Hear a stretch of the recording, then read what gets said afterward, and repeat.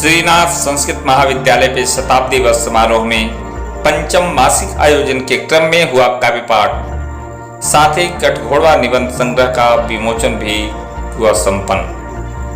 खबर जनपद कुशीनगर के नगर पालिका परिषद हाटा श्रीनाथ संस्कृत महाविद्यालय से है, जहां 20 मई दिन सोमवार को एक शुभ मुहूर्त में शताब्दी वर्ष समारोह के पंचम मासिक आयोजन के क्रम में कबीर साहित्य में सामाजिक चेतना विषय पे जहां एक व्याख्यान कार्यक्रम हुआ, वही कवियों द्वारा काव्य पाठ भी किया गया।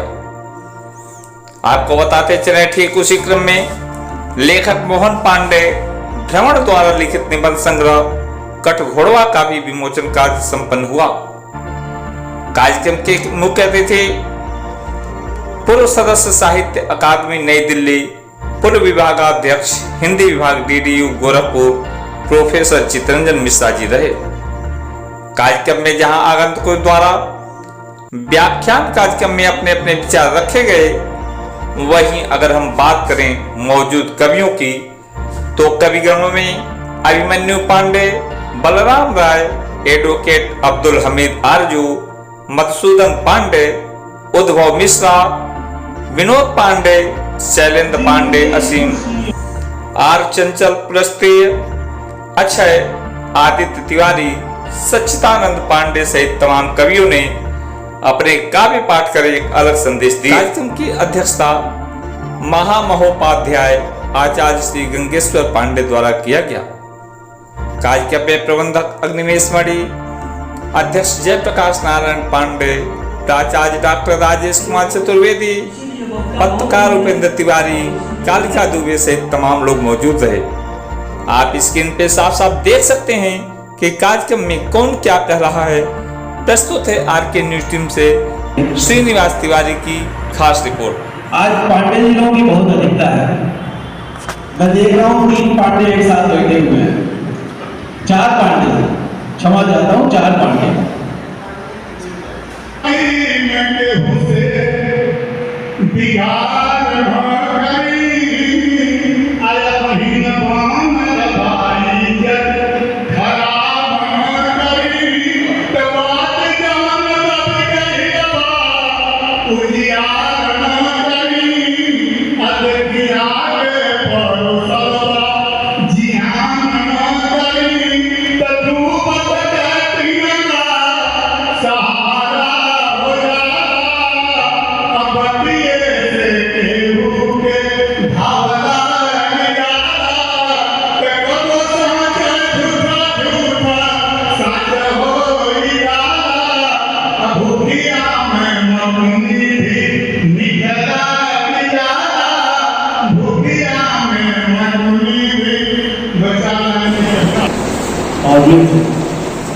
वरिष्ठ अधिवक्ता भाई उद्भव मिश्रा जी, अभी आपने जिनको सुना आयुर्वेद के विशेषज्ञ श्री आर अचल पुलस्त्य,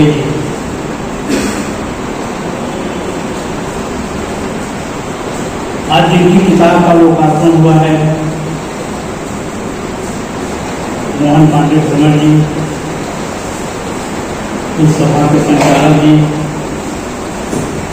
प्राचार्य जी, सभी आचार्यगण,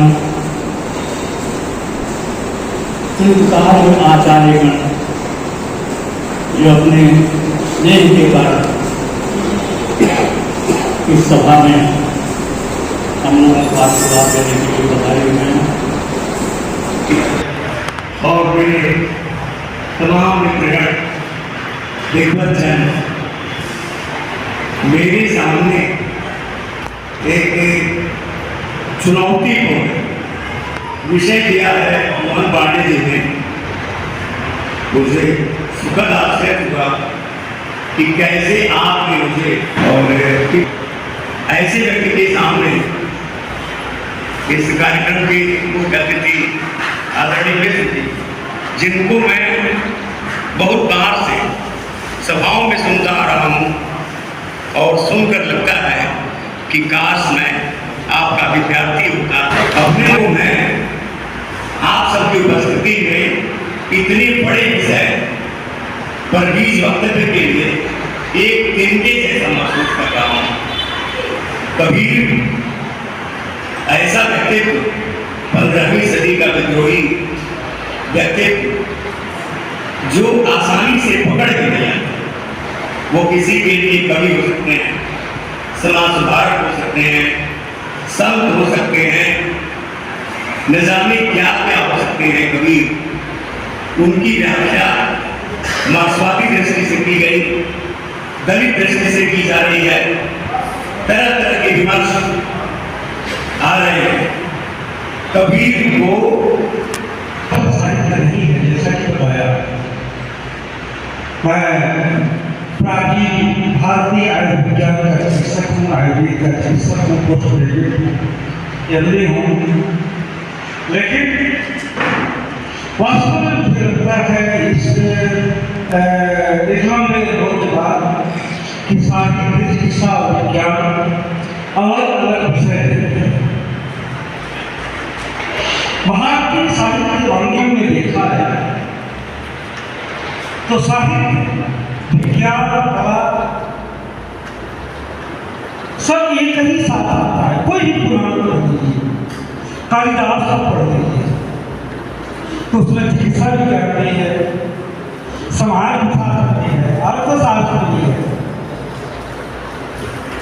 ये पाश्चात्य शैली है, आधुनिक शैली है कि साहित्य को विज्ञान से अलग कर दिया जाता है, विज्ञान को अर्थशास्त्र से अलग कर दिया जाता है। और इसका परिणाम ये है कि हर आज विज्ञान विद्वान बना है। किसी की आंख का डॉक्टर हर विद्वान नहीं था। एक अर्थशास्त्री समाजशास्त्र के विषय में नहीं था, इसलिए मैं विज्ञान की बात कर रहा हूँ।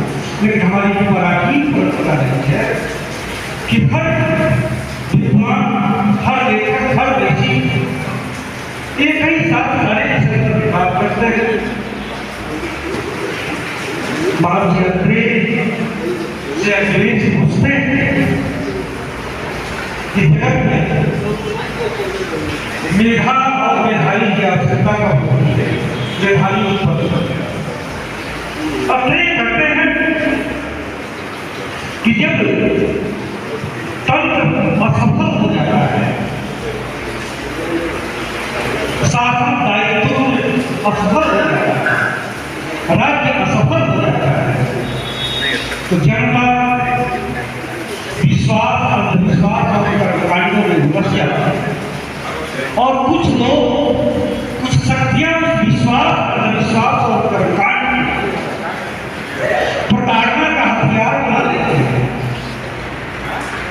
व्यवसाय बना लेते हैं। और ऐसी स्थिति में पीड़ित जनता अपनी पीड़ा को नहीं समझ पाती है, उससे भाग्य से जोड़ती है। ऐसी स्थिति लुप्त हो रही हैं, उनके लिए एक लोक कलाओं का इतिहास या हमारी भोजपुरी परंपराओं का इतिहास इस निबंध संग्रह में पांडे जी ने व्यक्त किया है। और इसके साथ साथ सवाल भी उठाया है कि उन प्रकृति से जुड़ने के जो माध्यम थे हमारे, आज प्रकृति से दूर होकर के हम समाज में कैसे उमस भरी दुनिया की ओर जा रहे हैं, उमस भरी दुनिया को बसा रहे हैं। ये बड़ा अच्छा सवाल इन्होंने इस किताब में उठाया है। यह पठनीय है और ज़रूरी है इसे पढ़ना आज के लोगों के लिए। संस्कृत महाविद्यालय हाटा के हिंदी विभाग के प्राध्यापक हैं मोहन पांडे जी, अच्छे लेखक हैं और पहला इनका निबंध संग्रह है। इसके पहले 4 इनकी कृतियाँ कविताओं की प्रकाशित हो चुकी हैं। ये विद्यालय के गौरव हैं और हम जब शताब्दी वर्ष मना रहे हों उसमें हमारा अध्यापक कोई गंभीर विषय उठा करके समाज के सामने अपने लेखन की क्षमता से बढ़ाता हो तो विद्यालय का गौरव और बढ़ जाता है। मैं इतना ही कहूँगा कि मोहन पांडे यह ग्रंथ जो अपना कटघोड़वा लिखा है इन्होंने, ये नाम भी बहुत सटीक रखा है शीर्षक, और विषय जो उठाया है वो तत्कालीन जो हमारी संवेदनाएं हैं जो लुप्त होती जा रही हैं, उन संवेदनाओं को जागृत करने का काम किया है अपने निबंधों के माध्यम से। मैं संग्रह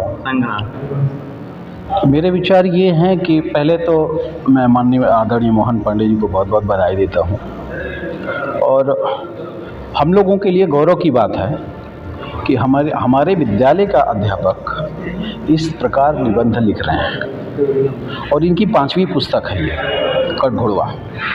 और कठघोड़वा जो है, प्राचीन काल में आप लोगों ने भी देखा होगा कि एक मनुष्य आता है और लकड़ी का घोड़ा बना के बीच में उसमें चढ़ के और खुद ही नाचता है।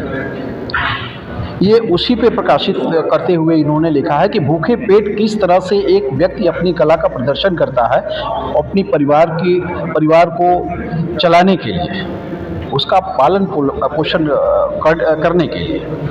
बेसिकली यही है। अब मैं उनको फिर से पुनः बहुत बहुत बधाई देता हूँ। आपका भी बहुत बहुत धन्यवाद। सबसे पहले आपको बधाई कठघोड़वा के लिए, आपको भी। और दूसरी चीज, आपके विचार आपके मन में कहाँ से आया कि आपने उसका नाम कठघोड़वा रखा? सबसे पहले आपको बधाई देता हूँ। और मैं बचपन से देखता रहा कि हमारे समाज में काठ का घोड़ा बन करके लोग भीख मांगते हैं, मांग करके अपने परिवार का पोषण करते हैं, बहुरूपिया बनते हैं। तमाम ऐसे कलाकार हैं जो सैकड़ों साल से हमारे समाज में हमारी लोक कलाओं को, लोक संस्कृति को आगे बढ़ाते रहते हैं। एक पक्ष है कि लोग का मनोरंजन करना, तो दूसरा पक्ष है कि वो अपने परिवार का पालन करते हैं। आखिर इस तरह से वो क्यों करते हैं? जब समाज में प्रगति की बात होती है तो एक ऐसे समाज के बारे में हमारा समाज और हमारी सरकारें कब सोचेंगी? हमें सोचना तो पड़ेगा कि ऐसे भी लोगों के लिए कुछ हमें काम करना चाहिए कि जो पीड़ित हो और जो अपनी लोक कलाओं के माध्यम से अपनी संस्कृति को आगे बढ़ा रहे हैं, उनके लिए भी कोई ठोस योजना बननी चाहिए। अगला निबंध क्या होगा? अगला निबंध हमारा समाज पर ही होगा। सिर्फ निबंध ही लिखेंगे या कोई कविता भी लिखेंगे? मैं मूलतः हिंदी और भोजपुरी में कविता और गीत लिखता हूँ, लेकिन निबंध लिखने का यह पहला अवसर मिला और आगे बढ़ाऊंगा। लेकिन अगला निबंध संग्रह हमारा होगा पाँव के छाले। आपका ये निबंध जो है यह भोजपुरी में है कि हिंदी में? हिंदी में है। भोजपुरी में लिखने का विचार नहीं है अभी? भोजपुरी में भी लिखूंगा, भोजपुरी गीत लिखता हूँ, कविता लिखता हूँ, तो कोई मुझे परेशानी नहीं है। लेकिन पहले दूसरा निबंध संग्रह हिंदी में ही आएगा और उसके बाद फिर उस पर काम करूँगा। देखिए उस पर काम कीजिएगा। यहाँ पे अभी भोजपुरी और हिंदी की चर्चाएं हैं, तो कुछ दर्शक हमारे आपके भोजपुरी की एक छोटी सी कविता की झलक चाहते हैं, तो एक छोटा सा झलक। एक भोजपुरी की परंपरागत गीत का एक अंश मैं आपको सुना रहा हूँ।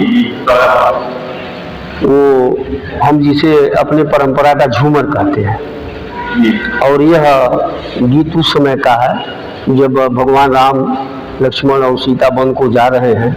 तो वन में रहने वाली जो महिलाएं हैं वो क्या सोचती हैं, इस पर एक गीत मैंने लिखा है, उसको मैं प्रस्तुत करता हूँ। पुस्तक तो अभी मैंने विस्तार से पढ़ी नहीं है, लेकिन अभी जो बैठे बैठे मंच पर मैंने देखा कि कठघोड़वा जो है, हमारे समय में मनुष्य की जो नियति है, हमारा प्रकृति के साथ जिस तरह का संबंध विच्छेद हो रहा है, हमारे जो व्रत पर्व सांस्कृतिक आयोजन है जिस तरह से हमसे दूर होते जा रहे हैं, उन सब के बारे में मोहन पांडे जी ने बहुत ही संवेदनात्मक रूप से, बहुत ही सघन विचार के रूप में अपनी बातें रखी हैं।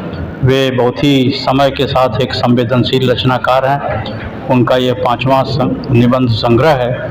उनके निबंध निश्चय ही हमारे समय के लिए बहुत ही प्रेरणाप्रद निबंध हैं। मैं उनको हार्दिक बधाई देता हूं और शुभकामनाएं व्यक्त करता हूं कि इसके आगे भी वो अपनी रचना यात्रा जारी रखें और भी ज़्यादा अच्छे ढंग से अपने को व्यक्त करें।